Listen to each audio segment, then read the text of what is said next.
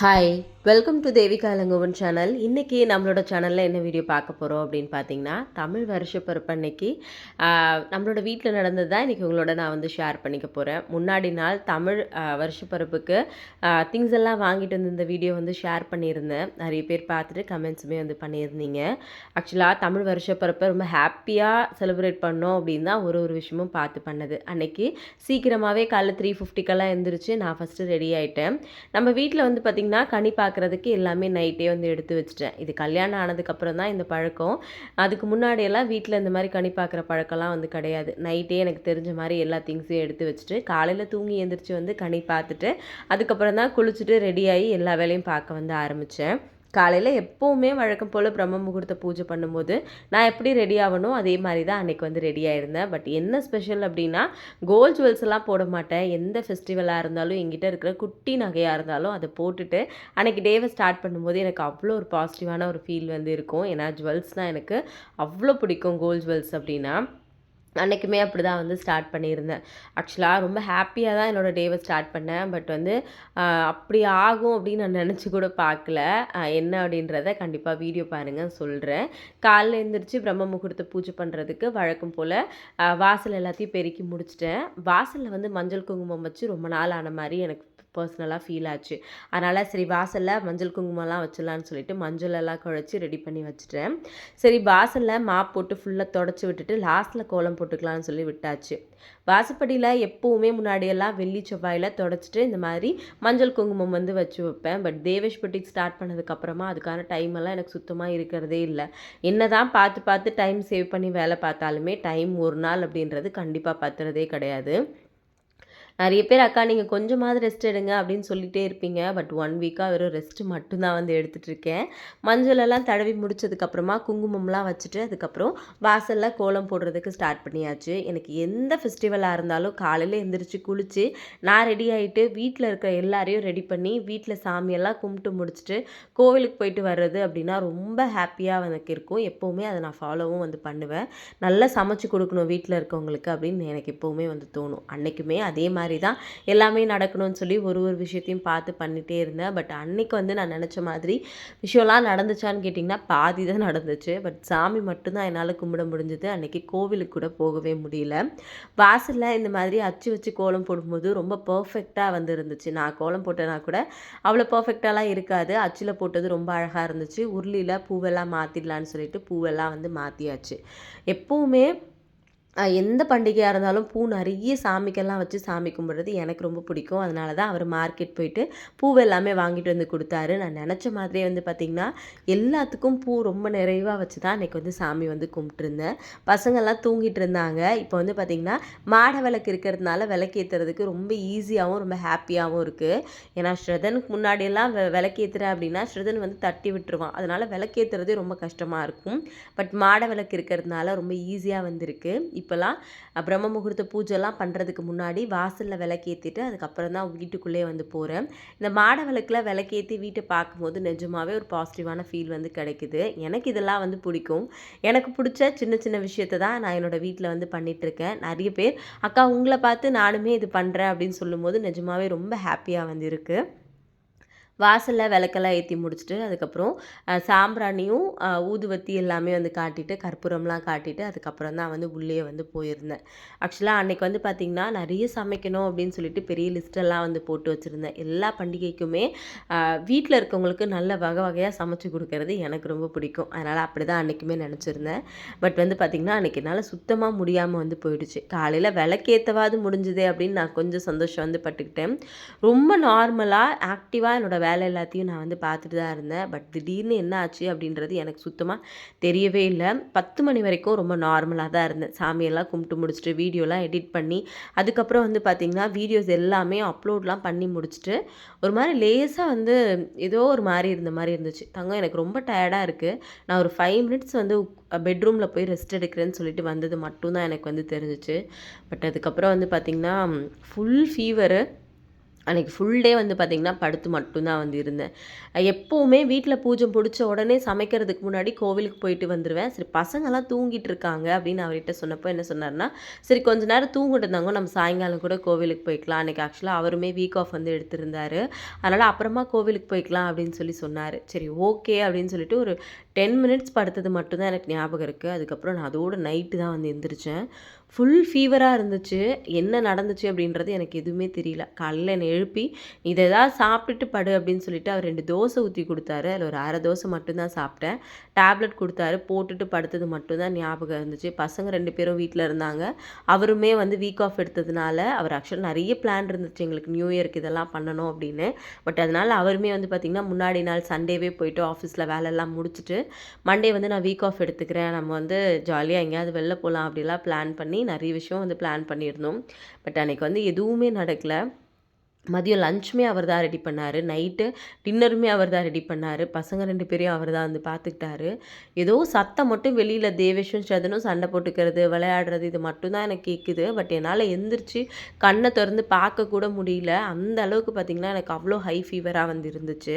But எதனால் அப்படின்றது தெரியல. இன்றைக்கி வந்து பார்த்திங்கன்னா ஆக்சுவலாக வியாழக்கிழமை. இன்றைக்கு வரைக்குமே அப்படியே தான் வந்து இருக்கேன். என்னால் ரொம்ப நார்மலாக ஆக்டிவாக எந்த வேலையுமே வந்து பார்க்கவே முடியல. நிறைய பேர் அக்கா திருஷ்டியாக கூட இருக்கும், சுற்றி போடுங்க அப்படின்னு சொல்கிறீங்க. பட் நான் அது ஒன்று மட்டும்தான் பண்ணல. மற்றபடி டேப்லெட்ஸ் எடுத்துக்கிறேன், எல்லாமே பண்ணுறேன். நீ கண்டிப்பாக கொஞ்சமாக சுற்றி போடணும் அப்படின்னு நானுமே நினச்சிட்ருக்கேன். அன்றைக்கி நிஜமாகவே காலைல அவ்வளோ ஹாப்பியாக எல்லாமே வந்து பண்ணிகிட்ருந்தேன். இந்த வீடியோ பார்க்கும்போது கூட எனக்கு அதுதான் தோணுது. இப்படி இருந்த நான் திடீர்னு ஏன் எனக்கு இப்படி ஆச்சு அப்படின்றது எனக்கு இன்னுமே தெரியல. இப்போ ஃபீவர் வரப்போகுதுன்னா ஏதாவது ஒரு மேபி சிம்டம்ஸ் ஏதாவது இருக்கும்.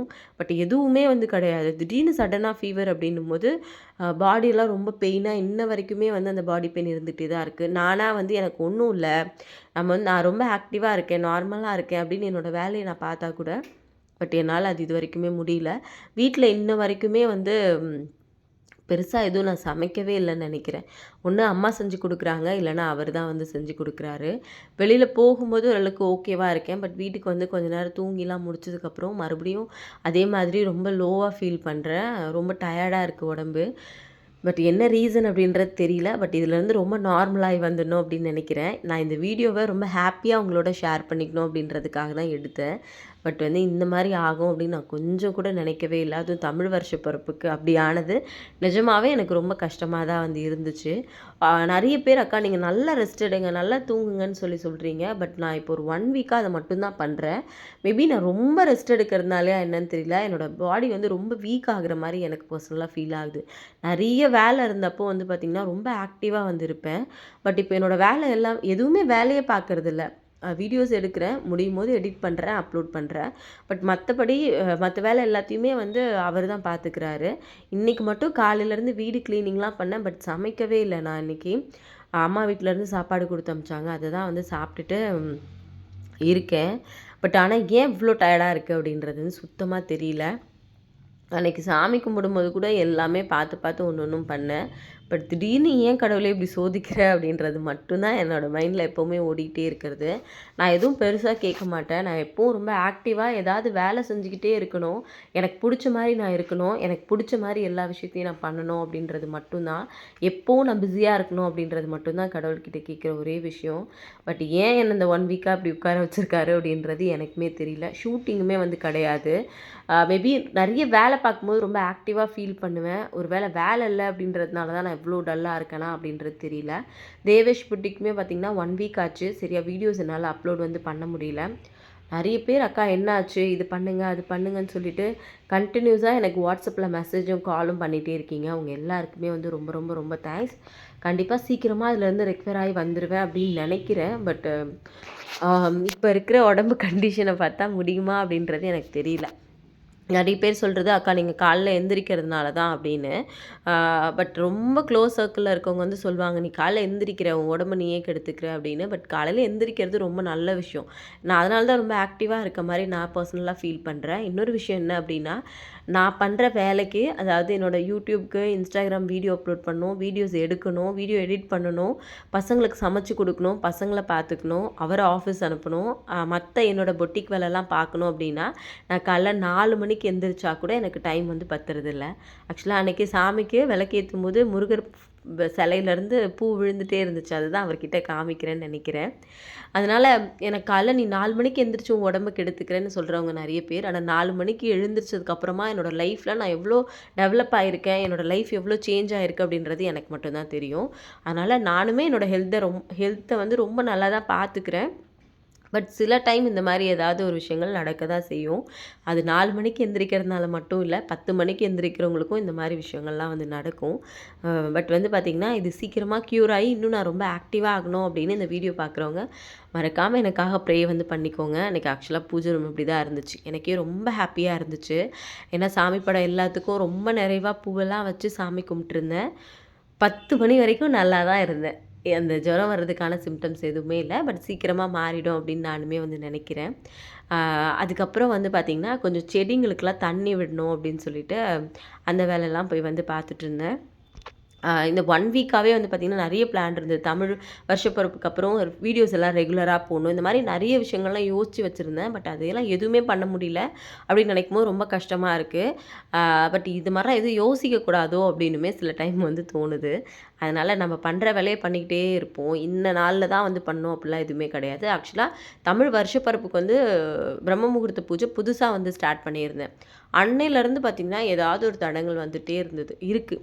ஆல்மோஸ்ட் 118 நாள் வந்து எந்த தடையுமே இல்லாமல் ரொம்ப ஸ்மூத்தாக வந்து பண்ணேன். பட் வந்து பார்த்திங்கன்னா, இது ரொம்ப ஸ்ட்ரகிளாக தான் வந்திருக்கு. இந்த தடவையும் நான் விடுற மாதிரி இல்லை.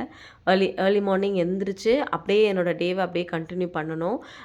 அப்படி தான் நான் வந்து ஆக்சுவலாக நினச்சிட்ருக்கேன். அன்னைக்கு தமிழ் வருஷ பிறப்பு அன்னைக்கு நம்மளோட வீடு ஆக்சுவலாக இப்படி தான் இருந்துச்சு. வாசலில் அழகாக கோலம் போட்டு, உருளியில் பூவெல்லாம் வச்சு, வாசலில் விளக்கேற்றி, பூஜை ரூமில் நிறைய சாமிக்கு பூவெல்லாம் வச்சு, இந்த மாதிரி விளக்கேற்றி பார்க்குறதுக்கே அப்படி இருந்துச்சு. இது ஆக்சுவலாக இது எடுக்கும்போது மணி ஒரு 9:30 இருக்கும்னு 9:00 இருக்கும்னு நினைக்கிறேன். சரி அப்படியே செடியில் பூ இருந்துச்சு, அதெல்லாம் பறிக்கல. சரி சமைக்கிறதுக்கு முன்னாடி இதெல்லாம் பண்ணிட்டு போகலான்னு சொல்லிட்டு செடிக்கெல்லாம் தண்ணி விட்டுட்டு அப்படி தான் வேலை வந்து பார்த்துட்ருந்தேன். பட் அதுக்கப்புறம் தான் ஃபீவராக இருக்குது. சீக்கிரமாகவே ரெகுலராக வீடியோஸ் வந்து போட ட்ரை பண்ணுறேன்.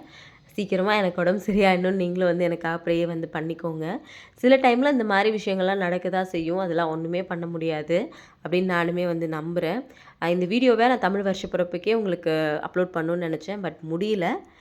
இன்றைக்கி வந்து அப்லோட் பண்ணுறேன். வீடியோ பார்த்துட்டு எப்படி இருந்துச்சு அப்படின்றத மறக்காமல் சொல்லுங்கள். என்ன மாதிரி வீடியோஸ் எல்லாம் நம்மளோட சேனலில் அப்லோட் பண்ணலாம் அப்படின்னு சொல்லிட்டு எனக்குமே கமெண்ட்டில் வந்து கமெண்ட் பண்ணுங்கள். எந்த மாதிரி வீடியோஸ் போடலாம் அப்படின்னு சொல்லிட்டு. Thank you so much. நிறைய பேர் அவ்வளோ லவ்வோட எனக்கு அவ்வளோ வந்து சப்போர்ட் வந்து பண்ணுறீங்க. உங்களோட சப்போர்ட் இருக்கிறதுனால தான் முடியலனா கூட திரும்ப திரும்ப ட்ரை பண்ணிகிட்டே இருக்கேன். எனக்கு சப்போர்ட் பண்ணுற எல்லாருக்குமே ரொம்ப தேங்க்ஸ். Love you all.